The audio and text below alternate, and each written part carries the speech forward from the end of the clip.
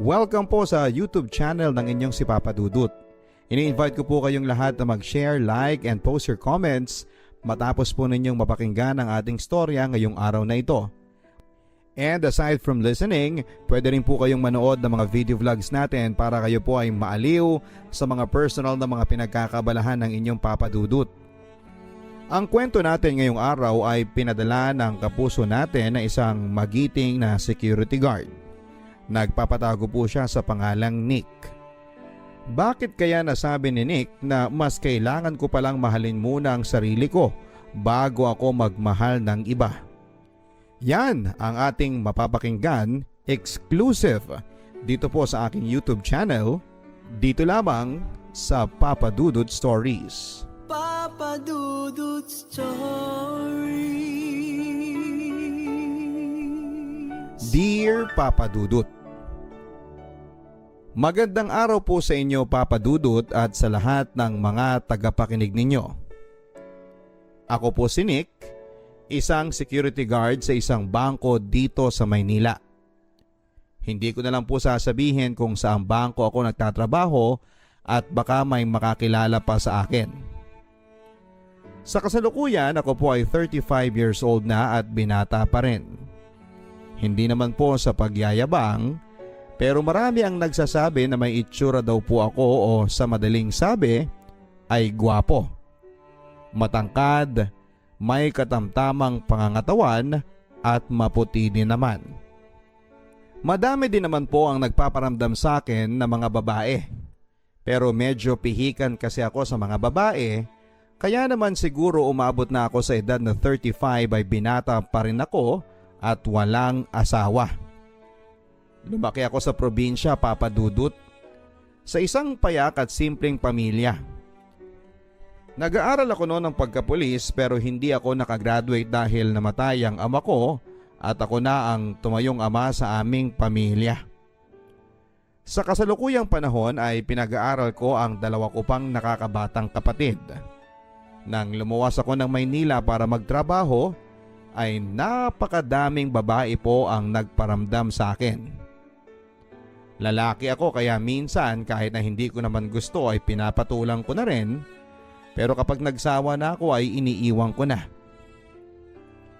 Hanggang isang araw habang naka-duty ako sa bangko ay nakita kong may bagong bukas na food cart sa tapat ng bangko na pinagtatrabahuhan ko.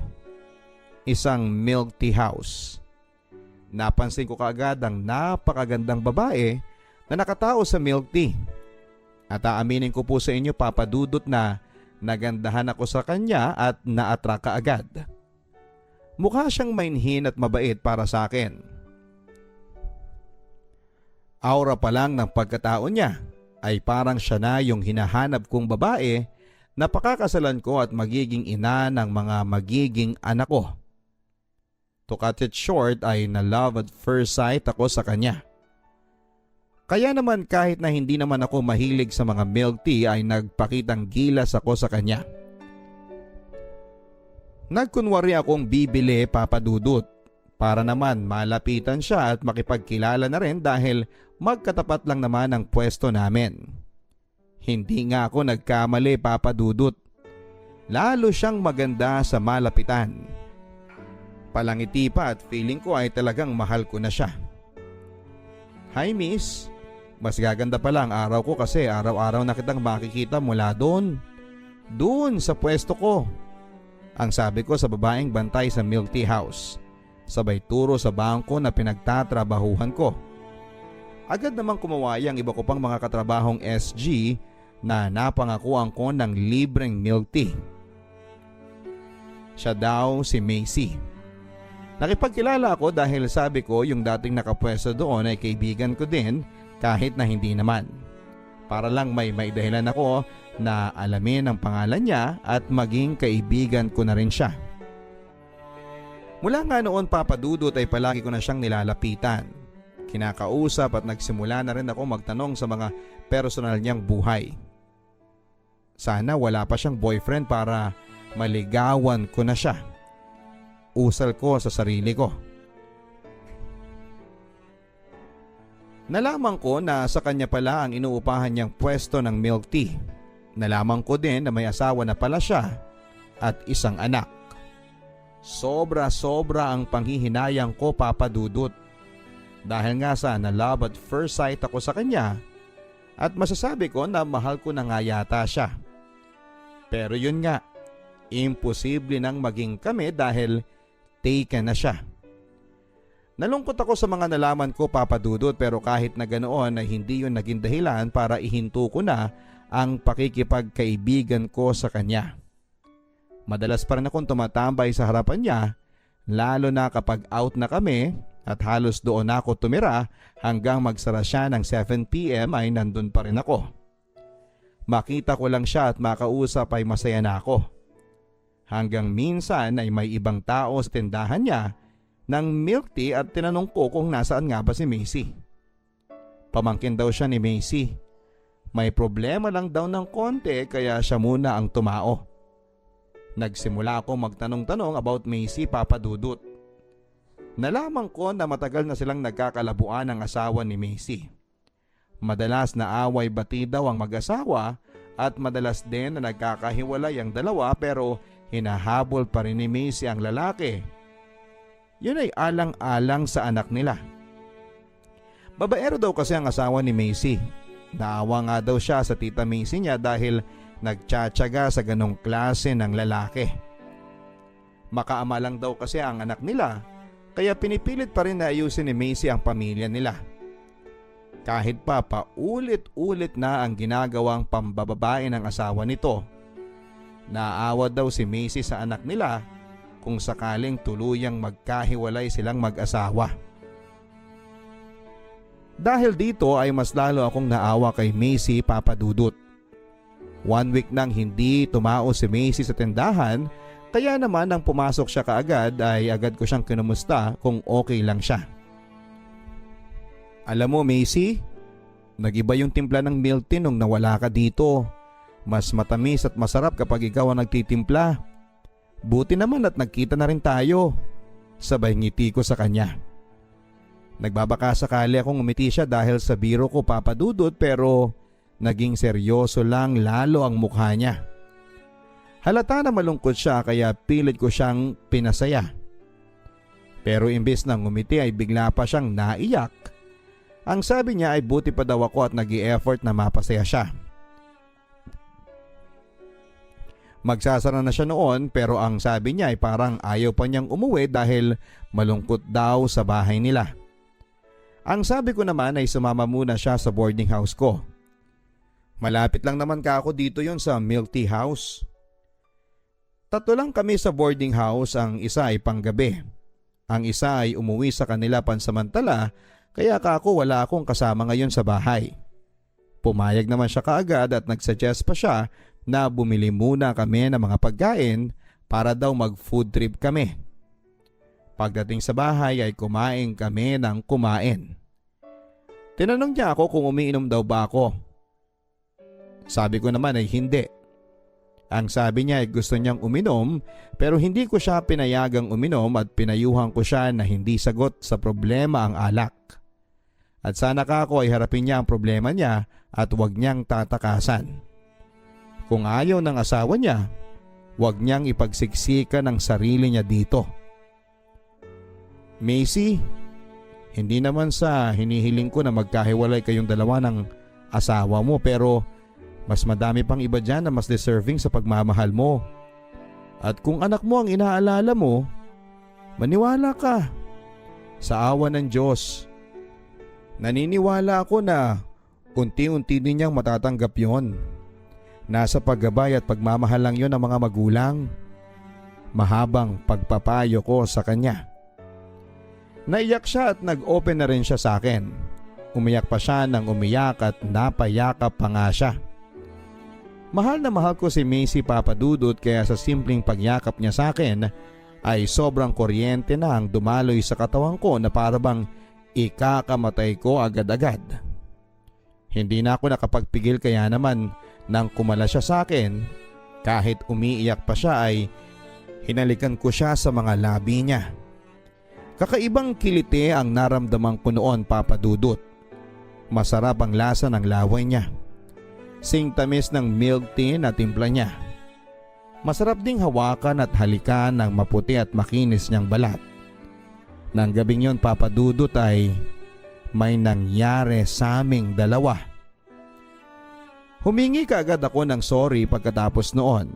Ang sabi ko ay hindi ko intensyon na samantalahin siya, lalo ngayon na may problema siya.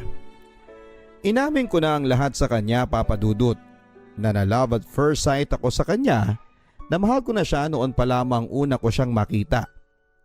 Ang sabi ko ay bigyan niya ako ng pagkakataon para sana patunayan yon sa kanya at subukan namin para makalimutan niya si Philip, ang asawa niya.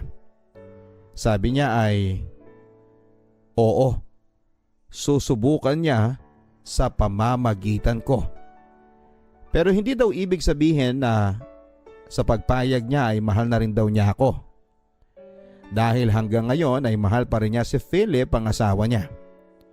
Pero kahit na ganoon ay nagkasundo kami na maging kami at sinagot niya ako. Mula noon, Papa Dudut, lahat ng alam kong paraan para maiparamdam sa kanya na mahal ko siya ay ginawa ko na. Nandyang pinapadalhan ko siya ng pagkain sa umaga, tanghalian, merienda, kahit gabi bago siya umuwi ay sinisigurado ko na nakakain na siya.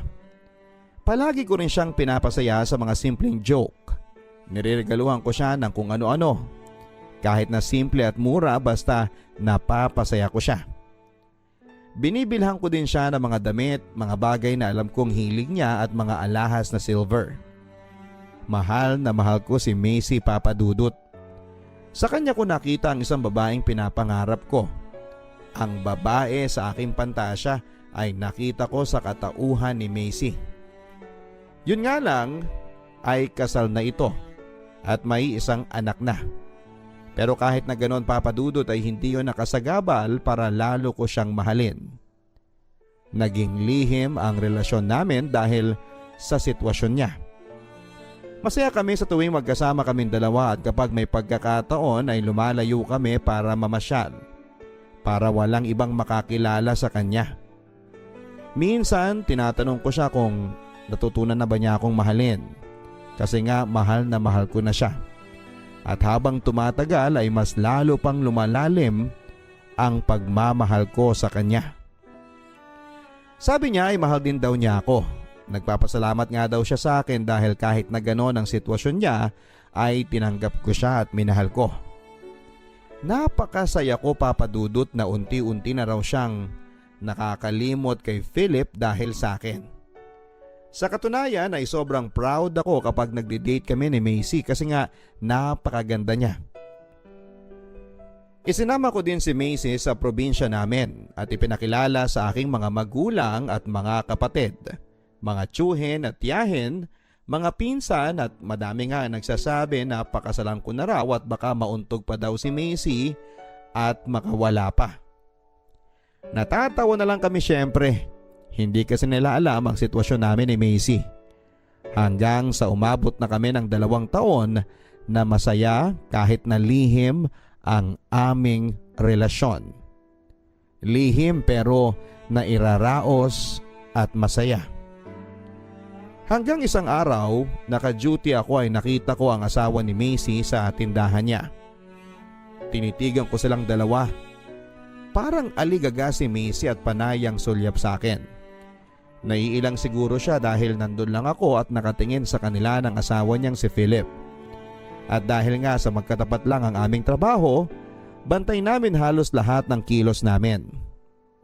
Hindi naman nagtagal ang asawa nito at maya-maya pa ay humalik ito sa labi ni Macy at nagpaalam na aalis na. Aaminin ko sa inyo, Papa Dudut, na sobra ako ng lambot noon. Ano kaya ang ibig sabihin ng halik na yon? Nagkabalikan na ba silang dalawa? Ang sama ng tingin ko sa kanya pero hindi niya ako halos matignan. Pagka-out ko sa trabaho, sa sobrang sama ng loob sa kanya ay hindi na ako dumaan sa kanya at umuwi na ako kaagad. Malapit lang din doon ang bahay ko.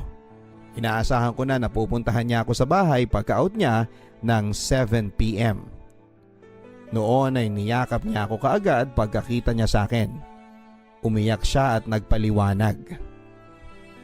Nick, bumalik na si Philip sa buhay namin ng anak ko. Para daw magpakatatay sa anak namin at para ayusin ang pamilya namin. Naiiyak na sabi ni Macy noon. At ano? Naging masaya ka na? Hindi. Hindi tulad ng sinasabi mo ang nararamdaman ko, Nick. Hindi ako masaya na nagpakita at nagparamdam siya sa amin. At sinabi ko yun kay Philip pero ano? Ayon pa kay Macy ay lumabas daw ang anak nila at umiiyak sa harapan nilang dalawa. Nakiusap daw ang bata na sana ay tanggapin daw muli ang kanyang ama para mabuong muli ang pamilya nila. Naawa siya sa anak niya kaya napao ito. Pero huwag daw ako mag-alala dahil nagkabalikan man sila. Oo, tinanggap niya ang asawa niya sa bahay at sa pamilya nila. Pero hindi naman daw sa puso niya. May mga limitations pa rin daw siya dito. At sa ngayon nga ay sinusuyo siya ng maigi ng asawa niya. Ikaw, Nick, ang mas mahal ko kesa sa asawa ko. Kaya wag mo sanang isipin na niloloko kita. Pakikisamahan ko lang siya dahil sa anak namin. Seryosong sabi ni Macy sa akin matapos nga noon ay niyakap pa niya ako ng mahigpit. Niyakap ko din siya at nangako kaming hindi bibitaw sa aming pagmamahalan. Pero mula noon ay dumalang na ang oras at panahon na nagkakasama kami. Halos araw-araw kasi siyang sinusundo ng asawa niya pagka-out niya sa trabaho. Madalas din siyang sinasamahan nitong tumao sa may tindahan. Sobrang sakit sa akin na makita ko na ang taong mahal ko ay hiram ko lamang. At araw-araw nilang pinamumukha sa akin yon. Lalo pa at nakikita ko silang sweet sa tindahan. Halos nawawala na kami ng time sa bawat isa kasi nga bawal mag-text, bawal mag-chat at mas lalong bawal ang tumawag. Kailangan ko lang maghintay kung kailan ako maaalala ni Macy na kontakin. Napakasakit, Papa Dudut. Pero okay lang sa akin kasi mahal na mahal ko na siya.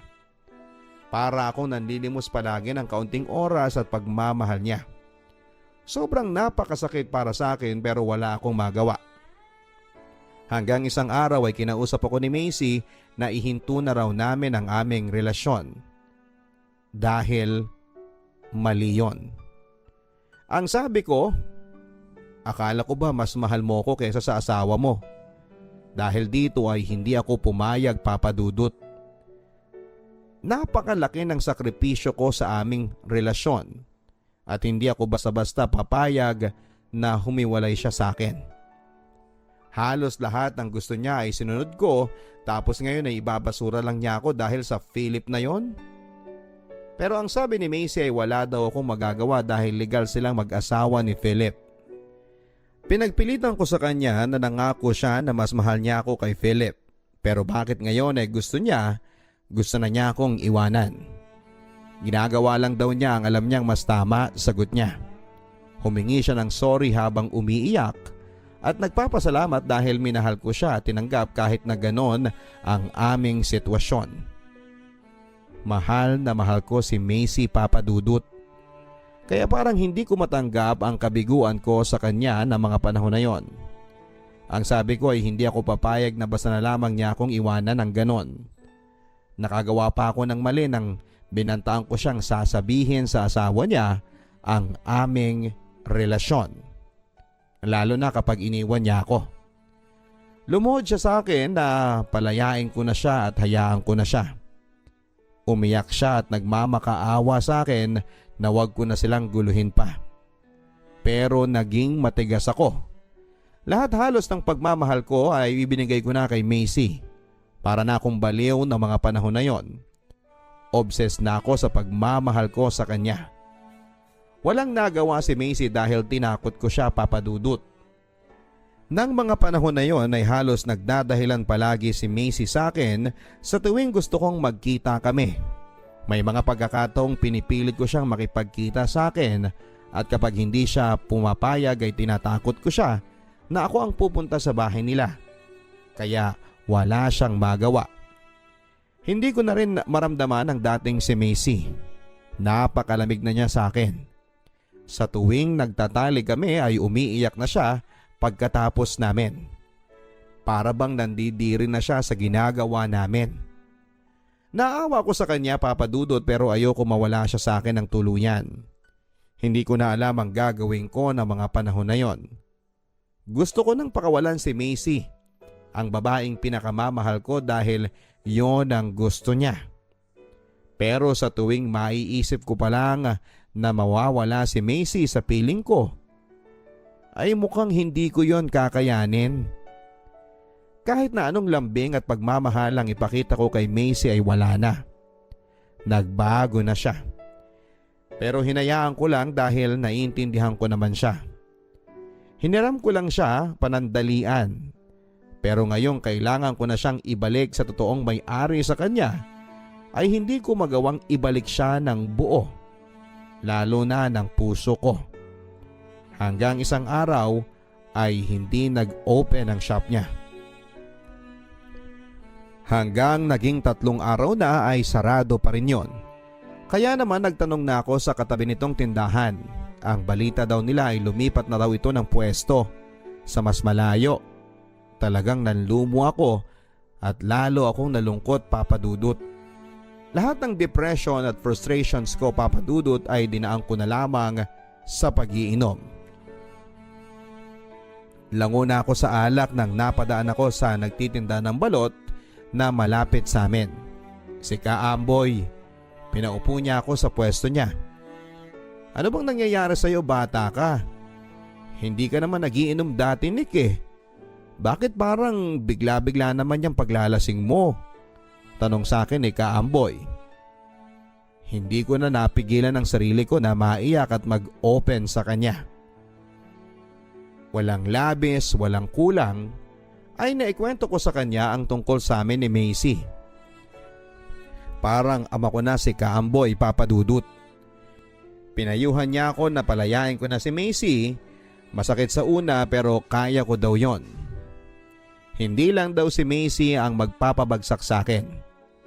Nabuhay nga daw ako ng ilang taon na wala si Macy at kakayanin ko daw muling bumangon nang wala si Macy. Hindi daw si Macy ang tipo ng babaeng iiyakan at pag-aaksayahan ng luha at panahon para magdusa. Bumangon daw ako at kalimutan ko na si Macy at sa gwapo ko daw na ito ay mas makakakilala pa ako ng masigit pa kay Macy. Natauhan ako noon, Papa Dudut, at pinanghawakan ko ang mga payo sa akin ni Kaamboy. Kinabukasan, pagkagising ko, ay ipinangako ko sa sarili ko na magiging ibang Nick na ako. Ibabaong ko na sa limot si Macy. Binara ko na lahat ng mga contacts ko kay Macy at nakablock na rin siya sa Facebook. Lahat ng mga alaala ko kay Macy ay tinapon ko na. Wala akong tinira ni isang alaala na makakapagpaalala sa akin kay Macy. Nagpalipat din ako sa agency ko sa branch na pagjujutihan. Sa pagtagal ay unti-unti na rin nakapag-move on ako. Mabilis na lumipas ang 6 na buwan at pinilit kong kayanin kahit na wala pa siya. Tuluyan na nga kaming nawala ng communication.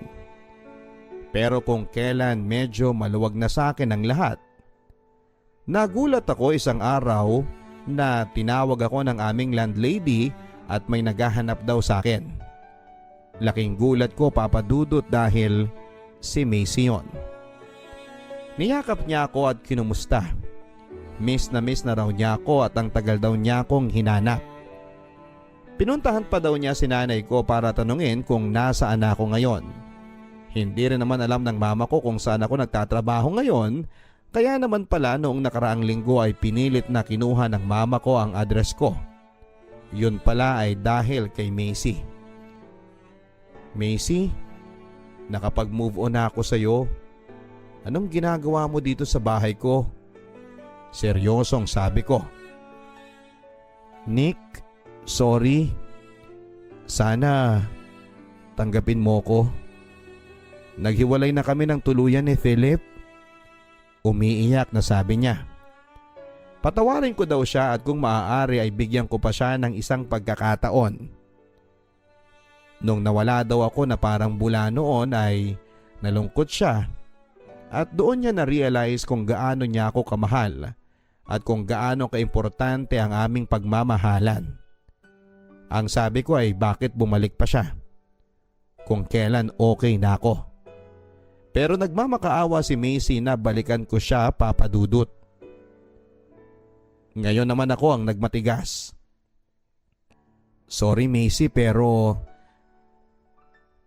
pinilit ko nang kalimutan ka at natanggap ko na sa sarili ko na hindi ikaw ang babaeng pinapangarap ko makasama at mahalin ko habang buhay.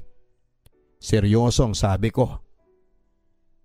Hinintay ko noon ang sasabihin niya, Papa Dudut, pero naging blanko at malungkot lang ang mukha niya, Papa Dudut.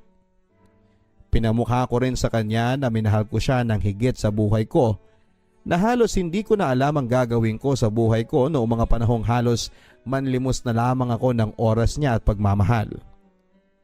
Pero sinayang lang niya. At ngayong muli siyang lalapit dahil binasura daw siyang muli ng taong minahal niya ay para sa ano pa? Na kapag nagkabalikan sila ay maiitsapwera na naman ako. Alam mo Macy, isa lang ang natutunan ko sa iyo.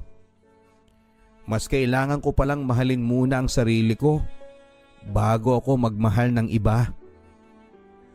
Umiyak siya at nagsorry muna siya, Papa Dudut, bago siya tuluyang umalis. Pero kahit na ganoon ay alam ko na napaglamanan ko din ang sarili ko. Mahal ko pa rin siya, Papa Dudut. Gustong gusto ko pa rin sabihin sa kanya na oo, tayo na ulit. Gusto kong yakapin siya ng mahigpit at punasan ang mga luha niya at i-comfort muna siya pero hindi ko yon ginawa. Hanggang ngayon ay mahal na mahal ko pa rin si Macy. Pero hindi sapat na dahilan yon para kawawain ko ang sarili ko. Sa ngayon, Papa Dudut, ay wala na akong balita sa kanya mula nang huli kaming magkita. Mag-iisang taon na rin yon. Pero hanggang ngayon ay naiisip ko pa rin siya. Sa buong buhay ko, sa kanya ko lang naramdaman ang ganong klase ng pagmamahal.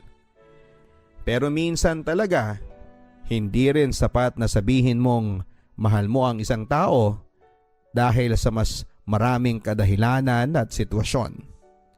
Sana ay mapili ninyong basahin ang aking kwento sa inyong programa, Papa Dudut, para kapulutan ng aral ng marami. Marami pong salamat and more power sa inyong programa. Nakigamit lang po ako ng email ng kapatid ko para makapag-send sa inyo ng story. Nagmamahal ang inyong kaliham, SG Nick. Maraming salamat SG Nick sa pagbabahagi mo ng iyong love stories dito sa Papa Dudut Stories na exclusive lamang po na napakinggan sa YouTube account ni Papa Dudut. Sa mga kaibigan po natin, maaari po kayo magpadala ng inyong mga stories sa papadudutstories@gmail.com. Nakakatuwang malaman na sa kabila ng lahat ng sakripisyo at pagmamahal mo sa Kanya at panghihinayang mo sa Kanya, ay nagawa mo pa rin, Nick, na paglabanan ang tukso. Tama ka, hindi ka magiging maligaya kung hindi mo matututunang mahalin muna ang sarili mo. Hindi sapat ang pagmamahal mo sa Kanya para masabi mo na kailangan mong magsakripisyo dahil hindi kayo pwedeng maging sa mata ng Diyos, sa mata ng tao at sa batas. Hanggang sa muli mga kaibigan, mga kaliham, ako po ang inyong si Papa Dudut. Sa totoong kwento ng pag-ibig mo at buhay mo. Dito sa Papa Dudut Stories. Magandang araw po sa inyong lahat mga kaibigan. Huwag kakalimutan na pindutin ang notification bell para maging updated po kayo sa mga pinakabagong post ng inyong papa. Huwag din kakalimutan na mag-subscribe. Ngayong araw sa Papa Dudut Stories. Papa Dudut Stories. Magandang araw sa iyo, Papa Dudut, at sa lahat ng mga masusugid na tagapakinig ng Papa Dudut Stories. sa YouTube. Hayaan niyo pong itago ko ang tunay kong pangalan bilang pag-iingat sa pangalawang pagkakataon na makaladkad at may skandalo. Pero mas ginusto ko na rin pong isend ang story ko nang sa ganon ay maging babala sa mga babaeng lubos kong magtiwala sa mga jowa o sa asawa nila. Hindi po sa lahat ng pagkakataon ay anghel ang mga lalaki. Dahil minsan ay nadedemonyo din sila. Dahil maraming ahas sa sementadong gubat. Dear Papa Dudut, ako po si Josa, hindi ko po tunay na pangalan. Kapag sinasabing Josa, hindi ka basta-bastang iiwanan o ipagpapalit. Dahil sa lakas ng kapit mo at sa karisma. Kaya naman kahit sa codename na Josa ay maramdaman ko man lang sana na kahit kailan ay hindi ako kayang ipagpalit ng jowa ko na itatago na lang natin sa pangalang Berwin. Nagkakilala po kami ni Berwin sa shopping mall na pinagtatrabahuhan ko. Pareho po kaming promodizer, Papa Dudut. Mga 2 buwan na po ako bilang promodizer at sa klase ng trabaho na meron ako, kailangan na alisin mo ang pagiging mahiyain. Nang sa ganon ay magawa mo ng maayos ang trabaho mo na maibenta ang produkto na naka-assign sa iyo. Maganda ang incentives kapag masipag ka sa pagbebenta. Total ay laway lang naman ang puhunan at dyan ako magaling, Papa Dudut. Sa katunayan, kahit anong produkto ang ipakita mo sa akin ay kayang-kaya kong ibenta. Bra, damit, panglinis ng kubeta at kung ano-ano pa. Sa araw na una kaming nagkakilala ni Berwin ay napagkamalang ko siyang customer. Kaya naman todo ako sa paglapit sa kanya para ialok ang binibenta kong boxer short. Kuya Pogi, mas magiging pogi ka sa mata ng GF mo kung eto ang isusuot mo. Nakangiti kong sabi habang hawak-hawak ang boxer shorts na nakatokang ibenta sa akin. Tamang height, moreno, medyo payatin pero maganda at maamo ang mukha ni Berwin. Parang Christopher Martin ang datingan niya. Ang akala ko noon ay lalampasan na niya ako sa paglalakad. Tulad ng ibang mga customers na inalokan ko pero biglang napabalik siya. Paano mo naman miss na sisiguro na magiging ako lang sa GF ko kapag yan ang boxers ko? Nakangiting sabi ni Berwin sa akin. Ako naman, Papa Dudut, ay parang napaatras at namula sa sobrang hiya. Aaminin ko po sa inyo na kakaiba ang kagwapuhan ni Berwin sa malapitan. Siguro mga nasa edad na early 30s lamang siya noon. Ako naman, Papa Dudut, ay 22 years old. Kumbaga is kuyang-kuya ko siya. Ako naman, Papa Dudut, kung sa physical aspect ang pag-uusapan, ang sabi nila ay kamukha ko daw po si Joyce Cheng dahil sa pagiging Koreana beauty ko. At dahil nga sa mga ginawang hirit sa akin ni Berwin ay napahiya ako. Kaya naman bigla akong pinagtakip sa mukha ko ang boxer brief na hawak ko na mas lalo niyang kinatawa. Nakakatuwa ka naman, miss. Sa totoo lang applicant ako dito sa grocery sa ibaba. Sana makuha ko. Kailangan ko kasi ng trabaho. Seryosong sabi niya. Ganun ba? Mukha namang tanggap ka kasi gwapo ka. Nadulas ako sa pagsasabing gwapo si Berwin, Papa Dudut. Wala na akong magagawa kundi ang pangatawanan ng mga nasabi ko. Bukod sa gwapo ka ay mukha ka namang okay magsalita. Kailangan, huwag ka lang kakabahan sa interview. Sa isang iglap, Papa Dudut, ay naging instant friend ko si Berwin. Agad na pinag-usapan siya sa grocery sa first floor ng mga staff doon. Maging na mga sales lady sa second floor na kung saan ay naka-assign ako. Lahat sila ay nagwagwapuhan kay Berwin. Kaya naman inggit na inggit sila nang malaman nila na ako lang ang bukod tangi sa mga taga second floor ang nakakausap nito. Nagkataon lang, Papa Dudut, na una kasi kaming nagkakilala noong panahong nag-a-apply pa lamang siya. Salamat nga pala, Josa. Kasi pinalakas mo ang loob ko sa interview. Tama ka. Kailangan relax ka lang para mapili ka sa trabahong ito. Kaya lang mukhang marami pa akong kakaining bigas para maging kasing galing mo ko sa bentahan. Sana makaabot ako sa kota.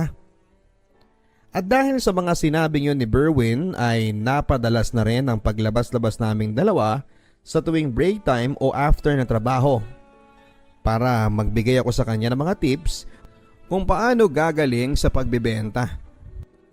Naging open sa akin si Berwin na nagustuhan niya ako dahil sa cute at singkit daw ang mga mata ko. Talaga? Baka naman mata lang ang cute sa akin ha? Nagbibirong tanong ko sa kanya. Hindi lang yung pagiging chinita mo ang cute sa'yo. Buong pagkatao mo ang nagustuhan ko sa'yo, Diyosa. Seryosong sabi niya.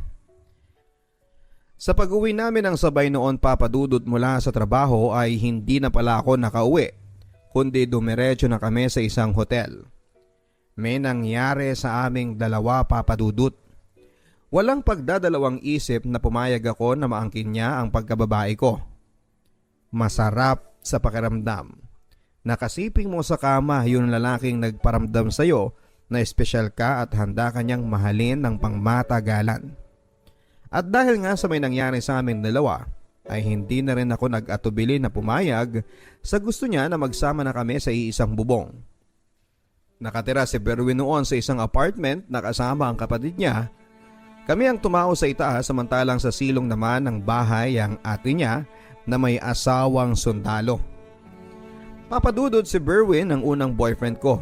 Siya din ang nag-iisang lalaki na pinagalayan ko ng buong pagkatao ko. Sa pagsasama namin ng 3 buwan ay nabuntis niya ako. Simula nang lumaki ang tiyan ko ay si Berwin na mismo ang naunang nagparamdam na kailangan ko daw munang huminto sa aking trabaho sa mall. Berwin, mukha namang kakayanin ko kahit mga 3 months pa. Ang sabi ko naman sa kanya. Kaya kong kaya, Diyosa. Pero mas kailangan nating isipin ang kapakanan ng baby mo sa sinapupunan. Wala na akong nasabi noon kay Berwin bilang hindi pagsang-ayon.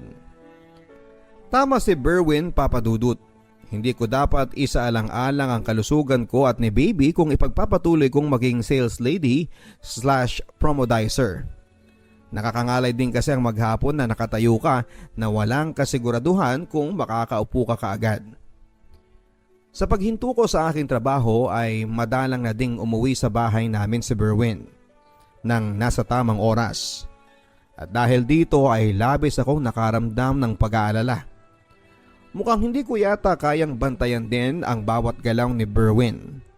Ano kaya ang dahilan ng pagiging kakaiba ng mga galawan nito? Isang araw ay sinubo ko siyang tanungin kung bakit parang nag-iba na siya. Pero imbes na sagutin ako ng maayos ay nagalit siya sa akin. Bakit daw mas inuuna ko pang maging reporter sa pagtatanong kesa kumustahin ko siya kung okay ba siya sa maghapon daw niya na pagtatrabaho. At dahil dito ay hindi ko na muli pang sinubok na magtanong. Natatakot kasi ako, papadudot, na muli niya akong sumbatan na siya lang ang naghahanap buhay sa aming dalawa. Naiiyak na lamang ako, papadudot, dahil po sa mga pangyayari. Hindi ko po kasi akalain na mag-iiba ang pakikitungo sa akin ng taong dapat sana ay aalagaan ako ngayong nagdadalang tao ako ng magiging anak namin. Mabilis na lumipas ang 5 buwan ay nabalitaan ko na lang na aalis na sa silong ang ate ni Berwin. Pansamantalang tutuloy muna si Ate Rosa sa malapit sa isang kampo kung saan ay naka-assign ang asawa niya. At dahil dito ay mababakante na ang silong ng bahay. Pero makalipas lamang ng 2 araw ay may kumatok sa bahay. Lori daw ang pangalan niya at hinahanap si Ate Rosa at si Berwin. Si Berwin ang kumausap sa kanya. Ayon kay Berwin ay pinsang buo daw nila si Lori. At dito na rin daw siyang magtatrabaho sa Maynila. Wala namang kaso sa akin yon kung titira ang pinsan ni na Berwin dahil kina Ate Rosa naman ito titira pansamantala. Habang papalapit ng araw ng panganganak ko, papadudot, ay pahirap naman ang pahirap ang sitwasyon ko. May kalakihan kasi ang tiyan ko at ayon sa OB ko ay malaki daw ang tsansang ma-CS ako. Wag naman sana dahil hindi namin kakayanin ang gasto sa panganganak. Hanggang dito lang sa lying-in ang budget na meron kami ni Berwin sa panganganak ko. Isang hapon ay nagising na lamang ako mula sa isang malalim na tulog nang naramdaman ko na naghihilab na ang tiyan ko. Ang akala ko noon ay nasa tabi ko lang din si Berwin pero wala siya. Hinanap ng mga mata ko kung saan nga ba nagpunta ang lalaking yon kaya naman nagsisigaw na lamang ako. Mga 5 minuto na yata ako nagsisisigaw noon nang nakita ko na lang si Berwin na nagmamadaling daluhan ako. Ayon kay Berwin ay narinig niya ako mula sa silong ng bahay. Kinakausap daw niya si Lori tungkol sa magiging ambag nito sa renta ng bahay. Dalhin mo na ako sa lying-in. Umiiyak na sabi ko. Sa awa ng Diyos ay nairaos ko ang panganganak, Papa Dudut. Pero dahil na rin sa mga may kalakihan nga ang tiyan ko ay nahirapan akong manganak. Mabuti na lamang at malakas ang fighting spirit ko o pwede ko ring sabihin na takot ako sa laki ng maaaring bayaran namin sakaling ma-CS ako. Si Lori ang isa sa mga umalalay sa akin sa panganganak. Dahil dito ay naging close na kaming dalawa. Pinsang buo pala ni Lori si Berwin sa mother side nila. Yun ay ayon na rin sa kwento niya sa akin. Mabait at maasikaso si Lori, Papa Dudut. Kaya naman kahit na maghapong wala si Berwin para dumiskarte sa pandagdag ng bayad sa mga nagastos namin, mula sa panganganak ko ay hindi ko naman naramdaman na nag-iisa ako. Dahil sinamahan nga ako ni Lori. Sa pagdaan ng mga araw ay hindi ko na madalas makita pa si Berwin. Lalo na sa mga panahong nagre-recover na ako sa bahay at nag-aalaga sa baby namin. Naiintindihan ko naman dahil yon sa trabaho niya. Pero ang inuungot ko, Papa Dudut, ay lagi itong inuumaga ng uwi na para bang wala siyang pakialam sa baby namin. Isang madaling araw habang mahimbing ako sa pagkakatulog ay narinig ko na lamang ang mahinang bulungan sa silong ng bahay. Pero hindi naman talaga yon ang dahilan para magising ako ng tuluyan. May pumasok kasi na liwanag mula sa silong hanggang sa itaas ng kwarto namin na nakapagpasilaw sa akin. Akmang tatayo na sana ako noon para sumilip sa butas ng silong nang biglang mamatay na ang ilaw. Nasanay kasi ako, Papa Dudut, na patay ang ilaw sa kwarto kapag natutulog. Kahit pa nga katabi ko si baby ay tanging maliit na ilaw mula sa lampshade ang nagsisilbing ilaw naming dalawa. Hindi lang po isang beses kundi madalas na nagigising ako sa hating gabi dahil sa ilaw na yon na nagmumula sa silong ng bahay namin. Pero agad din namang namamatay, dahilan para ipagwalang bahala ko na lamang. Pero isang gabi kasagsagan ng tulog ko nang magising ako sa mahinang halinghingan na mula sa silong. Ang ginawa ko, Papa Dudut, ay sinipat ko muna ang butas ng sahig namin para makita kung saan ang gagaling yung halinghing na yon. Mula sa mahinang halinghing hanggang palakas ng palakas. Sa pagsilip ko ay kitang-kita ng dalawang mga mata ko si Berwin na nakapatong sa nakahubad na si Lori.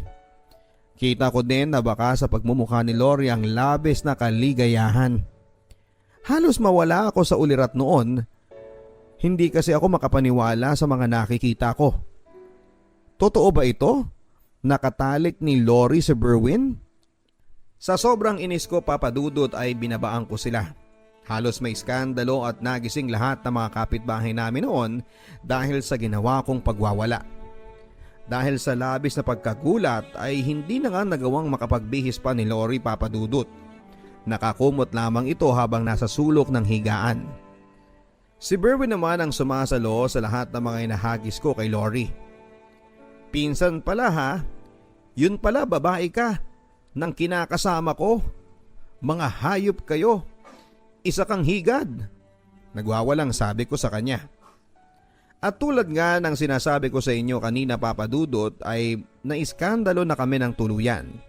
Nagising kasi ang mga kapitbahay namin dahil sa pagwawala ko. Agad nila akong dinaluhan at maging sila ay nagulat sa hubot-hubad pang si Lori at si Berwin. Umabot ang awayan at bangayan naming tatlo sa barangay. Nalaman ko mula sa kanilang pag-iimbestiga na hindi pala pinsan ni Berwin si Lori, kundi kabit niya ito na ibinahay sa silong pa mismo ng bahay namin. Halos pag-usapan kami ng lahat ng mga nasa barangay. Naglakas loob si Berwin kasi na samantalahin ang pagkakataong wala ang ate niya para doon isa katuparan ng plano na gabi-gabing sipingan ng kabit niya. Mga walang hiya, mga walang kahihiyan na ginagawa lang nila ang kalokohan nila sa silong ng bahay namin. Hindi man lang nila naisip na malakas sumiyaw itong si Lori para hindi ko marinig ang ginagawa nilang kalokohan. Sa ngayon po, Papa Dudut, ay hiwalay na kami ni Berwin. Mas pinili ko po na tumira muna sa bahay ng mga magulang ko. Dito ay wala po kaming second floor, wala po kaming silong. Pero mas kampante naman akong natutulog dahil alam kong walang sino man ang makapananakit at manloloko sa akin at sa baby ko. Ang mga huling nalaman ko kay Berwin ay doon pa rin ito nagtatrabaho sa mall na kung saan kami nagkakilala.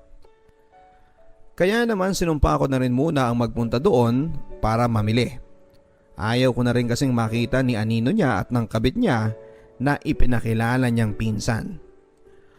Wala na rin naging paramdam si Berwin na para bang wala siyang pakialam sa amin na mag-ina niya. Ang masakit lang, sa balitang nakarating sa akin ay doon na sila nagbupugad ng kabit niyang si Lori sa dati naming kwarto sa second floor. Biro pa nga ng dati kong kapitbahay na mas maganda daw kasi sa itaas. Kasi kung sa silong daw ay masisilip pa sila. Hanggang dito na lamang po, Papa Dudut. Sana po ay nagbigay ng babala ang kwento ko sa lahat ng mga GF dyan at mga asawa na nagtitiwala ng lubos sa kanilang mga kapartner. Hindi po masama na mag-imbestiga at magtanong-tanong kung may napapansin kayong kakaiba sa kanila. Hanggang dito na lamang po ang inyong ka-stories, Josa.